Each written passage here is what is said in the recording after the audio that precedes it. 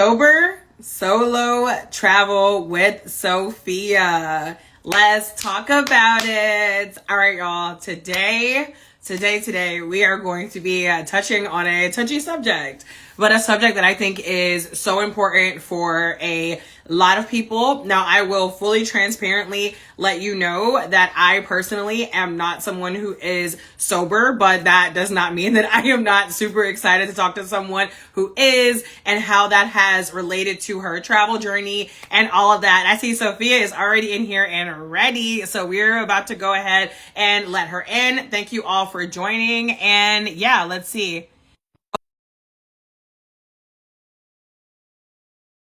And I know sometimes Instagram will take a minute to kind of pull it together. So just, bear with me. Bear with me here. Hello, Hello. Bianca. How are you? I am great. How are you, Sophia? I'm doing well. Good, Thank good, you. good. So Yeah, excited for this. absolutely. Yeah, let me just like back up a little bit. Instagram be giving us this I like know. I'm tiny like, little why square. is it so close? And you would think that I'd be used to it by now. It's ridiculous. And like somehow every time I'm always like, whoa, back up. But thank you so much for joining, Sophia. I'm excited about our conversation today. Me too. So excited. Yeah, so let's go ahead and dive in. So for starters, like who is Sophia? Tell us a little bit Oh, more about you before we get into all of the nitty gritty. gosh. Yes. Where do I even begin? I am an adventurous, free spirit, ambitious woman. I feel like those three words just describe me so perfectly. I have never lived a conventional lifestyle. From the time I was little, I started traveling, and then I just realized how much I needed to see the world. And from a young age, I started drinking and partying and kind of getting down a path that actually wasn't authentic to me. But I always wanted to feel that love and acceptance and that sense of belonging. Mm, And so for a lot of my life, I got stuck in these cycles of partying and toxic abusive relationships and just really losing myself in the process. And through that entire experience, though, I continued traveling. I've been to 25 countries and counting now.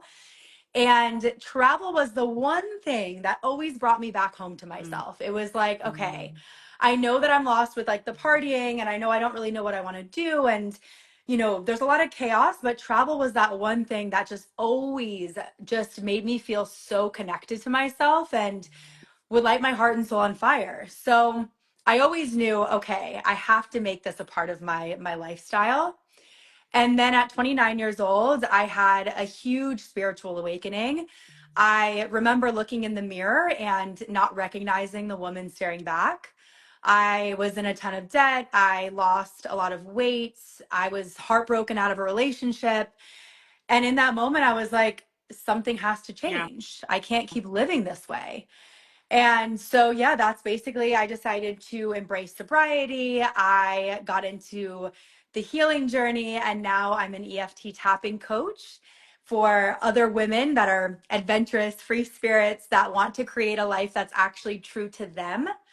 And I'm also just a huge believer in like, screw the rules, screw everything that society has laid out for us, because this is our life that we get to live and we get to Yes. create something that's so magical, but we have to first make that decision for ourselves. Yeah. So that's a little bit about Wow. me. Oh, thank you. Thank you for sharing all of that. There's so many beautiful nuggets dropped in there. I love hearing everything you said about how, travel was always a thing that you could come back to, because I think that we do live in a world where a lot of people look at travel as just this thing of like, oh, well, I'm going to go on vacation, or oh, I'm just going here to, party. And at the end of the day, I'm not saying that it's a bad thing to take a vacation. I'm not even saying it's a bad thing for you to go to another country and, turn up a little bit. Yeah. But I love whenever people connect to travel on a different level. That's always what I'm trying to get across to people in terms of what travel can really do for you, like mentally, emotionally, spiritually, just all of those things. So I love hearing all of that. I know you mentioned 25 countries. Why don't you just share with us, cuz I'm curious, what are your, if you had to be like top three, because I know that can be a really hard question, but if you had to name your top three, what would they be? Top three would be so far. I haven't been to some of the places that are like really, really high on my bucket list, but it would be Guatemala, Vietnam, and then I would say third is probably Italy.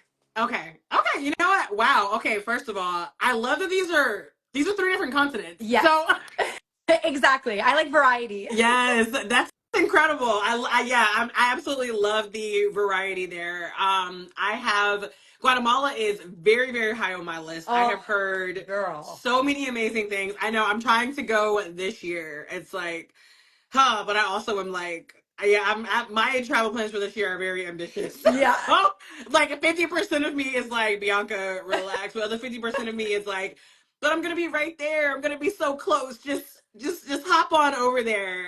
So yeah, I have not been to Guatemala and I have Oh, not been to Italy, but yeah, I know that you and I, we for those of you who are watching, Sophia and I actually met in a group coaching container recently, and I don't even know where I saw you mention Vietnam, but I was like, oh my God, I love Vietnam. It is such an underrated oh, country. Oh my God, the people, the food, like all the scenery. I mean, it blew me away. same. And everyone goes to Thailand and Bali, and don't get me wrong, I've been to both places and they're both beautiful.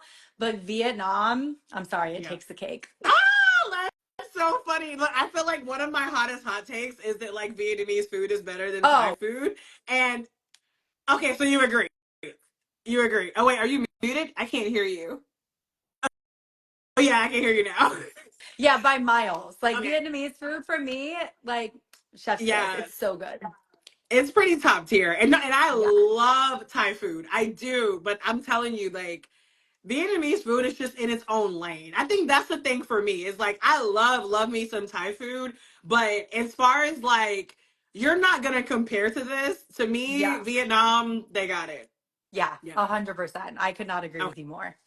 So we are definitely on the same wave there. So I know that you mentioned that you had started traveling even when you were younger. So tell us a little bit more about that. Like, how did you even get into travel? I always love to hear what people's travel story are. I mean, I meet people who didn't start traveling until they were like 35. Then I meet people who started traveling when they were 3. So tell us. Yes. Okay, so I'll take you like all the way back to childhood. I started traveling when I was 6 months old because I have family in Puerto Rico. Okay. So I was going back and forth with family to Puerto Rico. I can't say I remember all the way back to when I was 6 months old because I really don't. Yeah. So I did start traveling at a very young age, which probably like really instilled this like wanderlust in me. Yeah. But my first really, really memorable life changing experience that truly solidified, like, okay, I'm meant to travel the world was 2013. I decided I was kind of like in this in between of life, going to college, not really sure what I wanted to pursue, in this like, okay, identity crisis. I don't know who I Yeah. am.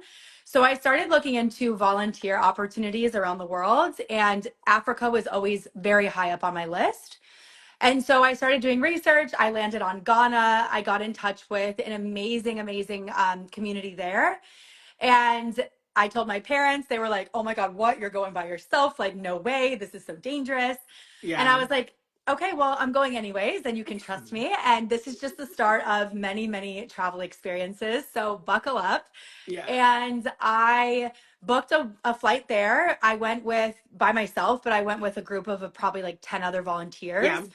And I was there for a whole month. And that experience quite literally changed my perspective, my life, Mm, made me really realize just how happy the people were in Ghana with very, very little. yeah. And coming from America, we live in a society where we're chasing the money and we're chasing the hustle. And I just posted a story on this.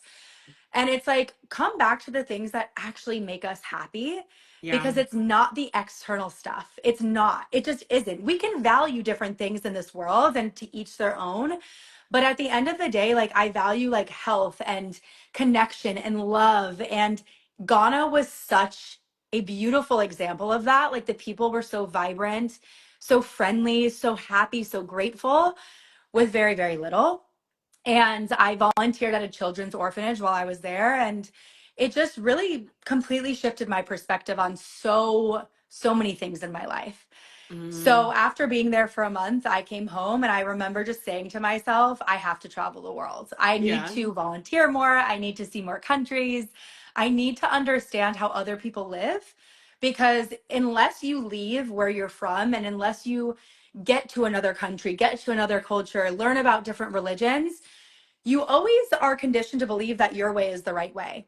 And again, I'm Mm, not going to go too deep into all this because I probably believe differently than a lot of people, right? But I've never really been, I don't want to say I'm not a religious person. I'm very spiritual for sure. And I believe in a higher power, but I've always believed that there's different there's different things in different religions and different cultures that are so yeah. beautiful. And when we can just learn about them, we become so much more accepting of other people and who they are, and we understand why people are the way they are. And so I just realized like wow, like all the things I learned growing up, like they're not wrong or right, right? Mm, Everything in this world is neutral. But we are conditioned to believe that certain things are real and not real. So after that experience, I was just like, damn, I have to see the world. Like this is just a mm. non-negotiable. Like no matter what, I'm gonna be traveling forever. Forever, literally. Forever. Like this will never stop. This is part of who I am This is now. just It's part of my me. identity. It's part of my self care. Like, yeah, 100%. That sounds like such an incredible experience. I mean, Ghana is also Oh, super high on my bucket list. Yeah, again, hopefully in the next 6 to 8 months, you we got it. will, yes, yes, absolutely. And what you were saying about how when you see these other people who are so much happier with less, it really does shift something in you when Hmm. you're so used to the culture of who has the biggest house, who has the biggest car, who has the biggest TV, right? Like who's making the most money. And it's ironic because then again, you go to these other places and you see them rich in culture, you see them rich in peace, rich in joy. Like I remember going live with someone who it was in Thailand, and we were talking about how like in Thailand I was like there could be like a guy sitting on the side of the road with like one flip-flop, and this man is so much happier. Like you can Yes. just tell like he has so much more peace and his in his heart than the guy who's driving the whatever, the Tesla truck or the new F-150, whatever it is, like that's just stressed out and trauma bonding and constantly complaining about a whole bunch of shit that just doesn't even Doesn't really even matter. matter. Doesn't even matter. I know, girl, preaching to the choir. I'm like, honestly, and don't get me wrong, this isn't to say I just posted a story. Like, yes, money's important. It's a tool. It For sure. allows us to travel. It allows Yeah. us to do the things we want to do. It allows us to change the world. But that should not be the focus. Yeah. It's like the focus should be on the happiness, the inner peace, doing the things that we love. Yes. Yes. 100%. Okay. So let's go ahead and shift a little bit into sobriety. So go ahead and let us know. Tell me the how, tell me the when, tell me the why. Give us your backstory on deciding to choose sobriety. Oh, yes. Okay. So there was definitely a few years towards the end of my 20s where I started to realize that I had unhealthy habits. Now, I never personally identified as an alcoholic. Everyone is different. Yeah. I do come from a family where there's a lot of alcoholism present. However, for me, I was very much self aware in the sense of, yeah, there were weekends where I would drink too much. There were some weekends where I wouldn't drink at all, kind of like gray area drinker, if Yeah. you like to call it that. But I definitely had like social issues when it came to drinking and doing other things. And so when I was 29, I got out of a relationship that completely tore me apart. I was like, I thought that was going to be my person. I was so heartbroken, but I wasn't being fully honest with myself and with my partner about like my habits and the things I was doing. And so there was a lot of things that were coming up that I'm like, okay, this is actually starting to cause issues in my life, right? Like the Yeah. way I react in certain situations and how I would treat people. And I just didn't like that version of myself. And so when him and I broke up, I went on this whole journey. I went and did a month in Mexico, did a lot of solo travel. And then I decided that I was going to go and do ayahuasca. So I just realized I was like, I'm ready. And something important to note is like, I knew that I would have to do a lot of work to change my life, but I wanted to go deeper within myself and uncover Yeah. some childhood memories and like get to like the layers that I couldn't get to Yeah. consciously. And necessarily. this, and So for the people who don't know what ayahuasca is, can you elaborate a little bit? yeah, absolutely. It's a plant medicine that's typically in, let's say, Peru, Colombia, Brazil, in South America. And it comes from the indigenous tribes. And it's really, a, it's basically a drug that allows you to go deeper into like introspectively into yourself. Yeah. So it's a blend of all different types of psychedelics, essentially, but it allows you to sometimes uncover childhood memories and go really deep into sometimes even past lives. And I wasn't able to go that deep because I realize now the medicine gives you what you need, not what you want. And so Mm. at that time for my first ceremony, I got what I needed, which was a very clear vision. It's actually so incredible. I still get goosebumps. I was laying down on this like little bed outside in Colombia, like cold, feeling so nauseous because the medicine makes you feel like so sick, which is the hardest Oh part for me. God. And all of a sudden, like, and I'm like fighting the medicine. It's because it's like telling me, like, Sophia, it's time to embrace sobriety. Like, it's time to let this part of your life and identity go. And I literally laid in bed, like, no, I'm not doing it. I'm not letting it go. Like, all my friendships, like, that's all I know in this life. I don't have hobbies. I Mm. don't know what my passions are. Like, this is what I built my life on. Like, the social, the belonging, the acceptance that, like, I can't give this up. But something came across me about 30 minutes into fighting it that said, Sophia, like your life is going to be so much better. Like, let it go. Like, trust, just trust, surrender. And the moment that I said, okay, I'm done, I surrender, I saw the most beautiful path. Like, it took me down this entire path of like sunshine and happiness and peace and success. And just, I can't even like put it all into words because I was like blown away. I couldn't even figure out like, what the hell does this all mean? Yeah. But it was after ayahuasca that I then started to really reevaluate my relationship with partying. I did keep drinking, but I drank a lot less. Yeah. But I stopped using substances. I stopped partying the way I was partying. And I really got clear on, like, okay, what is it that I desire? So I started working out. I started getting healthy and I felt so good. Yeah. But then there was still the drinking. And so 6 months later, I was at a music festival in Miami and ended up getting just absolutely belligerently drunk and had this out of body experience with a friend of mine. And I lost my keys. I was getting angry and frustrated. And I was just like in my head beating myself up, like, why am I still doing this? Like, you don't need alcohol to have fun. You literally already have so much going for you in your life. Like, why do you keep putting yourself through this? And so in that very moment, I looked over at my friend and I told her, like, this is the last night I'm going to drink. It just doesn't serve me anymore. And Mm. I've been sober ever since. Or I like to say alcohol free because sobriety, so I am sober in the sense of I don't believe in anything that's mind altering without intention. So what I mean by that is I will microdose, I will do plant medicine. I believe in all of that because for me, if it's helping me in my life, I subscribe to it, right? And Yeah. that's individual for everyone. Sobriety can mean something different for you. I do not drink, I do not use substances.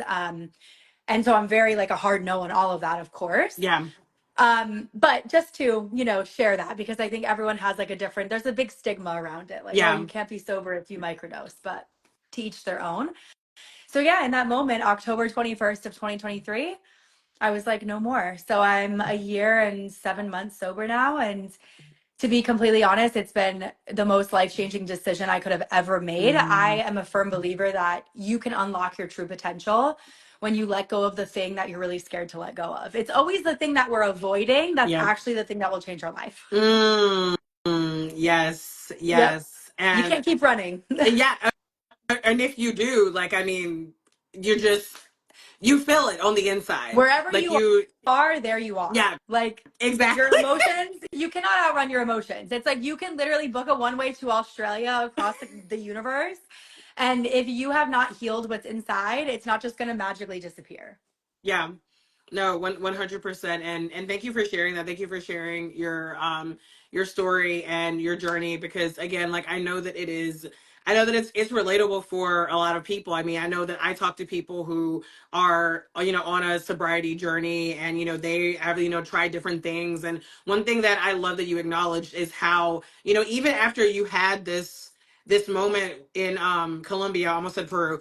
Yeah. Even as you had this moment in Colombia, you know, it still was another 6 months. And I think that it's so beautiful to acknowledge that this is not about perfection. This is not about like, oh, okay, well, if you decide to do this and then you backfire, now all of a sudden like you failed. No. Because I know that whether we're talking about alcohol or other things, there are so many scenarios where people really want to let something go, they want to start something new, and we fall into this all or nothing trap where if it doesn't happen a certain way in a certain amount of time, then we just give up. But I used to work with an Ayurveda coach, and she told me something about this whole like progress thing, and I will never forget. And she basically was like, Bianca, nothing is ever, she was like, you're never really moving backwards. She was like, if anything, Mm-hmm. it's more of like a spiral. So she was Mm-hmm. like, even when you feel like, oh, I took 3 steps forward and then I took 5 steps back, she's like, no, you didn't. Because Mm-hmm. even if you did something that you didn't want to do anymore, you still have that awareness. You Yes. still have that knowledge. You still, and now you have a learning. Now you have, and just to go a little technical, now you have more data. Yes. That's like another thing. Whenever it comes to like me and habits, I like to get really logical with myself, and I'm like, all right, Bianca, you said that you weren't going to do this anymore, and then you did it again, and so now we have enough data to be like, hey, this is our reminder, we actually don't want to do this Yes. anymore. So I love that you I just love that you also highlighted that like it takes time, right? Like it was not something that happened overnight, but now you have, well, a year, you said a year and seven Year and months 7 months. Yeah.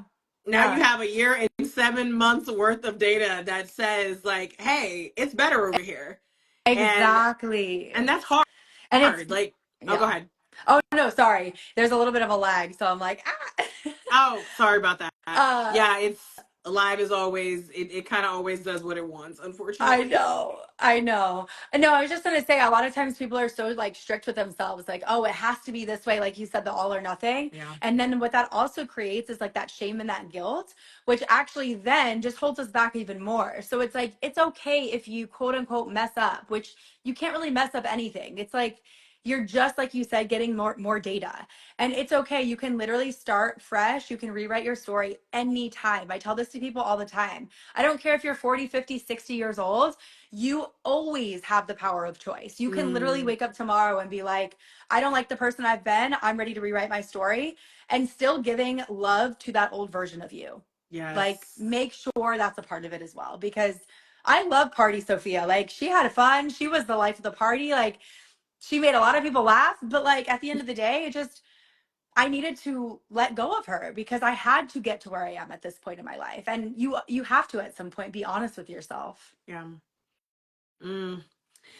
And speaking of Party Sophia, because one thing, another thing that you brought up was how it's scary to sort of release this identity that you are so connected to, right? This identity that you're tied to it. You and your social circles are tied to it. So talk to us about how it was navigating that, because I mean, even as someone who does drink, sometimes I even have moments where it's like, you know what, I don't want this at all tonight, and I know that I'm going out and I can already feel like the, what are people going to say, what are they going to think, and it's so shitty that that is, it's so shitty that that's a reality for Hmm. so many people. To be honest with you, Sophia, I think there are a lot of people out here who, I don't even know, subconsciously, consciously, whatever, they have things they want to give up, but the social pressure feels like, it feels impossible to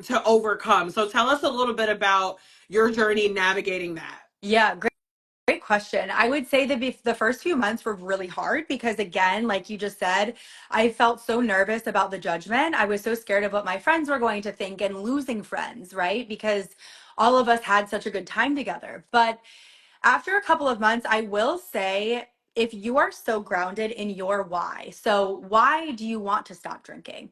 What is it for you that you want to achieve in your life? If you get so crystal clear on that and your values, nothing and nobody will shake you.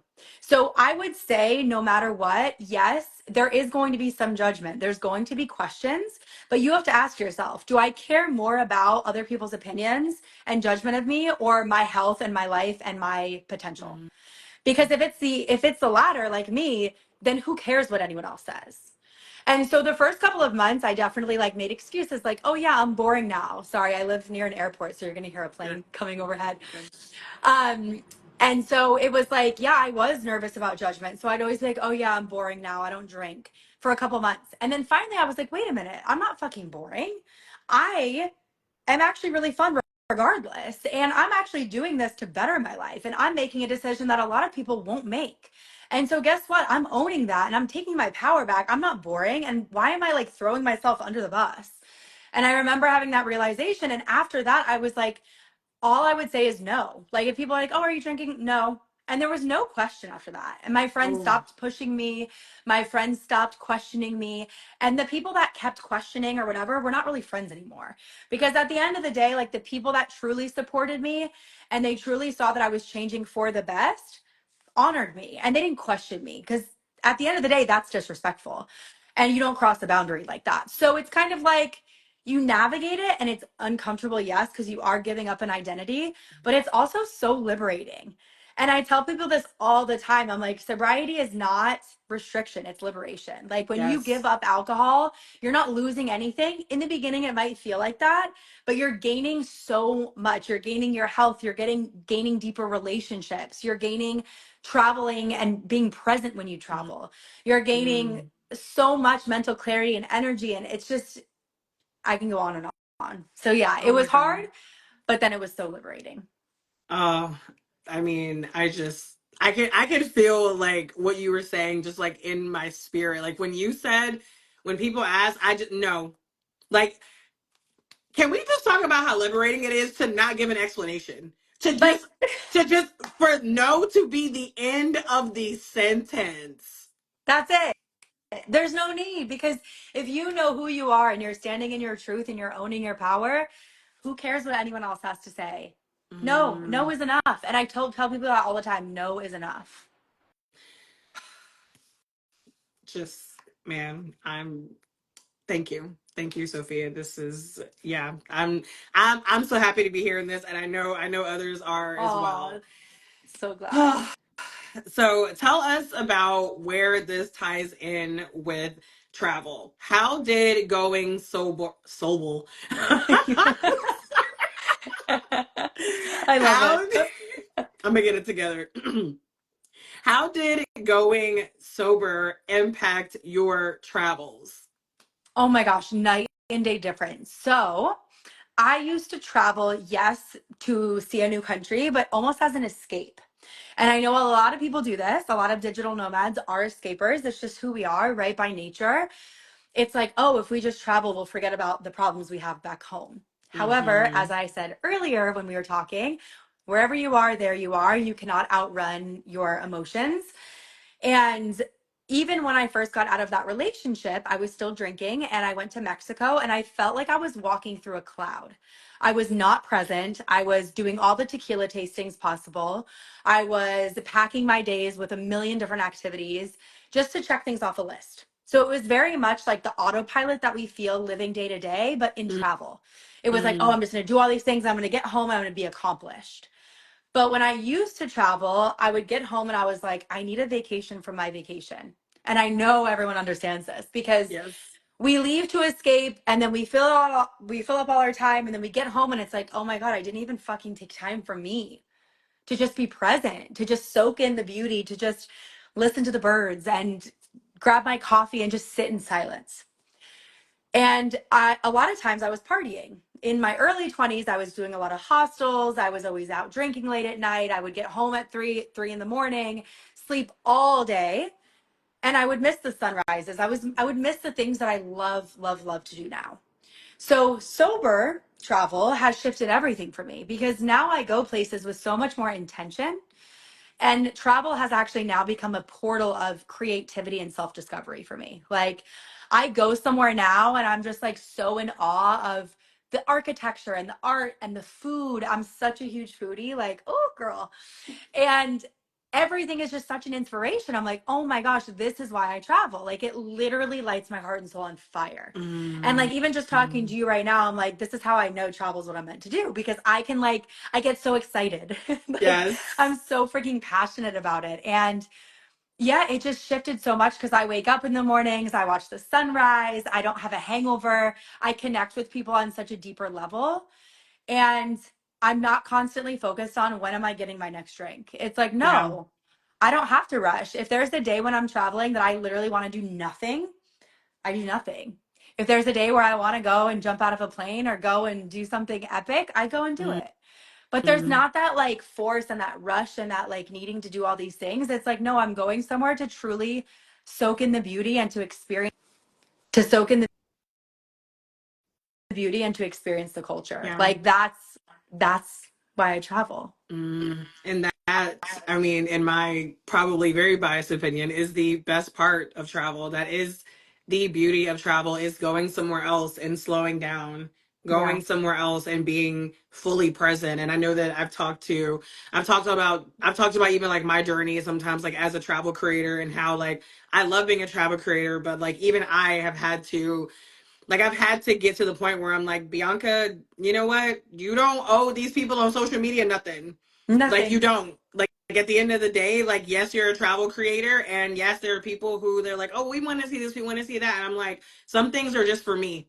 Some things are just for me to experience in the moment. Like I'm not, everything is not to be filmed. Everything is not about the party. Everything is not about going somewhere and just being and it's just like a tourist takeover, right? Like sometimes it's just about observing. Sometimes it's just about Exactly. soaking it all in. And I do not take for granted the fact that slow travel is a privilege. Absolutely. And and every time I talk about it, there's always somebody coming out of the woodwork like, oh, well, not everybody can travel for 2 weeks. Not everybody can travel for a month at a time. And I'm And also like, like okay. heads up, yes, you can if you want to bad enough. Oh, Sorry, just gonna say it.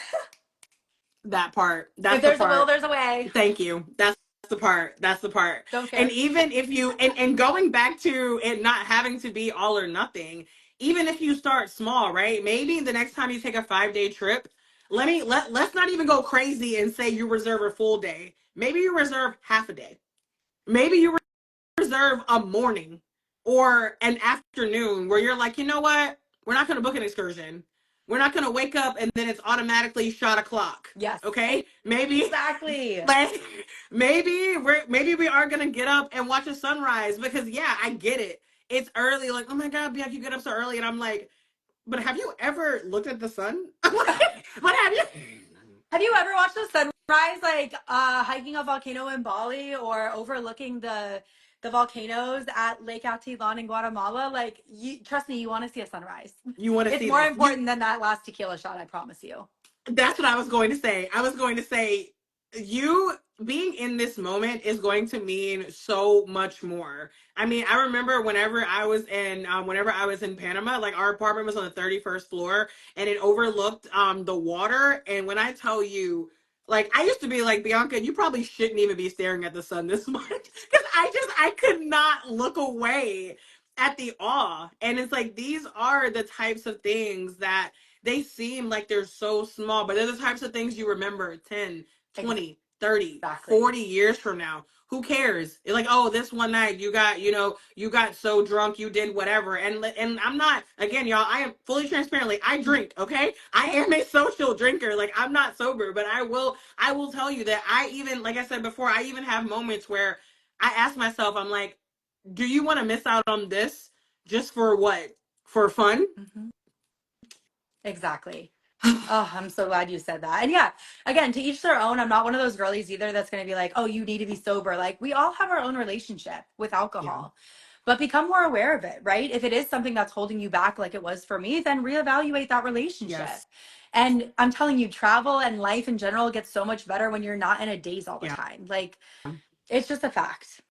Yeah, no, I am absolutely here for it. And also you're doing all of this alone, which is a whole other thing, right? Like we talk about travel and then there's like all inclusive resorts and then there's cruises and then there's group travel and then there's taking a vacation and there's all these things, but you're doing all of this solo. So Yeah. talk to us a little bit about, wait, was Ghana your first solo trip? Was that right? Yeah, that was my Okay. first solo trip. So Ghana was your first solo trip. What was your most recent solo trip? My most recent solo trip, well, it was Brazil was my most recent solo trip. So I actually was just in Brazil a couple weeks ago, but then I was on an actual solo trip to Brazil before that in February. And Okay. it was so amazing. Like being sober, like especially that trip, I was like, wow, I met so many incredible people, including one of my close friends now, who we actually connected. She's also sober, travels solo. And we met in Brazil after being like followers for, I don't even know, like 6 months or a year. And meeting in person was just like, holy crap, like this is why I love travel. You just meet the most incredible, open minded, kind hearted Yes. humans from different walks of life, but like realizing that we all have some similarities. And the trip to Brazil was incredible. And people always say Brazil is so dangerous. And what's Girl. funny is I went the first time to Brazil 3 years ago, but I was partying. I never slept. I didn't do anything I wanted to do in Brazil except for drink and party. And I actually did feel like it was dangerous because we were out until the wee hours of the night. Yeah. I was in sketchy places. I was doing things that weren't smart. And so it felt really unsafe to me. So when I went back, I was a little bit like, oh, I'm a little nervous. Not one time did I feel unsafe. If Mm. anything, I felt so welcomed. People were so kind. Culture in Brazil is so freaking vibrant and alive. Oh, I love Brazil so much. Have you been? Girl, I'm over here like fantasizing about when I was in Brazil last year. Isn't it so incredible? Like the dancing and the singing and the music And the people, and the the people. literally, and like y'all already know I am a Latin America girly, okay? Like y'all know I love me some Latin America. By far, Brazilians are the Yeah. friendliest Latinos I have ever encountered. Like I mean, and I speak Spanish, but I do not speak Portuguese. And I'm telling you, Sophia, if I spoke Portuguese, me and my husband Mel, we probably would have made at least 10 Oh friends. When yeah. I tell you people, they just talk to us. Like they would just, you're in the grocery store, they try to make a joke with you. You're walking down the street, they come up and I'm like, oh, no fashion Portuguese. Like I'm like, but I want to because they're so friendly. I mean, oh, I love Brazil. I have a whole video. It's old now, but I did a whole video on like how did I feel traveling in Brazil. I did a video on how was it traveling in Oh, Vietnam because oh, the amount of amazing. people, is it safe? Is it safe? How do you feel in Vietnam? Is Vietnam safe? And I'm like, y'all, there has not been one moment in Vietnam where I Oh my ever God, never. felt unsafe. Like, Never not once. once. No. It's, That's what I want more people to know. Like, even if you are a woman solo travel, don't get me wrong, there are dangerous places in the world. So of the course. US can be dangerous. Okay, people, like, let's get this straight. You can be in the middle of New York City, you can be in the middle of a city, and it's more dangerous than Vietnam. Like, as long as you are using your head, right? You're not out walking down a dark alley at 3 in the morning. You're not out wandering a place where there's no humans. Like, use your brain when you're traveling. Be smart. Like just use your brain is all I'm going to Yeah. say, because if you use your common sense and your intuition, I promise you, and obviously do research before you travel. I'm not saying go in blindly and just, oh, everything's fine. No, like be smart, choose a destination that is, good for, female travelers, but don't listen to every single thing that you hear online or like the fear mongering that happens, because we live in a society where fear mongering is the norm now. It's like they do that to have a sense of control on us, Yeah. okay? But at the end of the day, there's so many places that you're missing out on if you just don't go because you're scared. Because Yeah. I promise you, a lot of those places are not actually dangerous. Just ask someone else that's already been there, another female, how she Yeah. felt. If you talk to other people and they say it's dangerous, okay, well then fine. They've been there, they've had an experience. But don't just listen to every little thing you see Yeah. online, because half of it is not even true. Yeah. It's, man, and I have to remember, like, Bianca, you're here to be a representation and to show people because sometimes, like, I want to scream whenever people ask me, like, is it safe? I mean, even whenever I was in Mexico most recently, and like people are like, oh my God, I would never come to Mexico. I'm like, then don't. Then don't. Like, like, oh my God, Bianca, like I heard Mexico is so dangerous. Don't come. Like, I really do have to remind myself. I'm like, Bianca, at one point you were very ignorant about travel, Yeah. and it's unfortunate that a lot of people, a lot of us from the US, like you said, y'all, media, they're put here. They are literally here to make us afraid. Like they are here to scare us. The Hmm. scariest stories they can put out there, that's what they're putting out there. So Exactly. you, like you said, do your own research, especially talk to somebody else who's done it, but don't live your life in fear. Like don't miss out on seeing the world because you've been bamboozled into believing that the US is the safest country out here. Exactly. It ain't. Like Exactly. please, please, please don't do that. 1000%. Oh my gosh. Yes. Sophia, this has been such a beautiful conversation. Mm. I am so grateful for meeting you, first of all, in Yes. Pitch Perfect. I'm so grateful that you came on here and just really shared your honest, transparent journey with us. And I already know there are people out here who like, Sophia, I don't know where you've been at, but I need a little bit more. so Please. So for the people who are wondering, Sophia, what do you have going on? Where can I find you? What can I tap into? Go ahead and let us Oh my know. gosh, yes. Well, first off, thank you so much. I'm honored. Shout out Chelsea. Thank you for connecting us. Pitch Perfect was amazing. I can be found on Instagram here, Sophia Graniella. I also have a podcast called Her Journey Home. So if you are a free spirit, ambitious, adventurous woman and you're ready to build a life that is truly your life and you're ready to burn the rule book down and create a life that feels incredible and looks and feels just amazing, that's your podcast. So go ahead and listen to that on Apple and Spotify. I am also an EFT tapping coach. So if you're not familiar with EFT, it's emotional freedom technique. It's a beautiful, gentle modality to help you regulate your nervous system and expand your capacity to be able to hold more happiness, more sadness, more of all your emotions, and really just reconnect with your body. So if you've been hustling and overachieving and you're burnt out or any of that, EFT is such a beautiful way to reconnect with yourself and really just, again, come home to yourself, because her journey home is about helping a woman come home to her truth, her power, and her voice, and be wildly expressive, be a multidimensional human that you are, unlock all of your magic, and just freaking build a life that lights your heart and soul on fire. I say that all the time, but like I can't stop because that is what this life is all Yeah. about. So I have one-to-one sessions. I have a 3-month, 90-day program, which I'm super excited about. So if you just know that you are ready to create more of a freedom-based lifestyle, you're ready to say screw the rules and just actually live life, go ahead and DM me and message me. I would love to connect. I have a little freebie as well. So yeah, there's lots of ways. Yes. Thank you so much, Sophia. Y'all make sure that you run and follow her. Tap in, pun intended, tap into everything that she has going on. And you have not seen The Last of Us, trust me, because Yes, no, we now in my need in my more. head I'm like, we gotta link up on another continent at some point. Like we just Please, please. And you're going to come on her journey home. And yes, so, like, yes, yes. Bianca will be on the podcast and we're going to have a lot more conversations because I feel like when you meet someone and your energy just clicks, you can just like go for days. You can 100%. Yeah, we have so many other things to uncover and explore. Thank you again, Sophia. Thank you Yes. everyone for joining, whether you watched live or whether you are watching the replay. And yeah, we will catch you next time. Amazing. Thank you, Bianca. Thanks. See you Bye. later. Bye.